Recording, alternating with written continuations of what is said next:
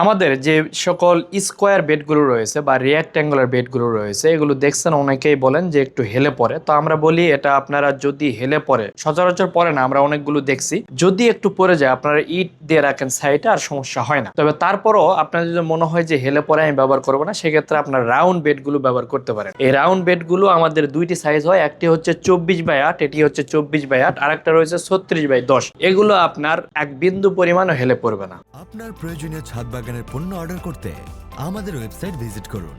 খুবই স্ট্রং, একদম দাঁড়ায় থাকে, যেহেতু রাউন্ড চতুর্দিকে এটার যে ভরটা চতুর্দিকে একই সাথে পরে বিধে রাউন্ড হওয়ার কারণে এটা হেলে পড়ে না। আর স্কোয়ার রেক্ট্যাঙ্গুলার গুলো যেহেতু দেখা যাচ্ছে যে হয়তো বা একদিকে লোড বেশি পড়তেছে, যার কারণে ওইদিকে একটু হেলে যাইতে পারে। তবে ওটার কোনো প্রবলেম যদি মনে হয় আপনার একান্তই, আপনি এই রাউন্ড বেড গুলো আপনারা ইউজ করতে পারেন। এগুলো খুবই ভালো সবজির জন্য, রাউন্ড আকারে আপনার জায়গা নিয়ে নিবে, প্লাস এর দুইটি সাইজ পাবেন, একটা হচ্ছে 24 আর একটি রয়েছে 36। তো আপনাদের এগুলো প্রয়োজন পড়লে স্ক্রিনে দেওয়া নাম্বারে যোগাযোগ করতে পারেন, অথবা আমাদের ওয়েবসাইট ভিজিট করে আপনারা অর্ডার করতে পারবেন।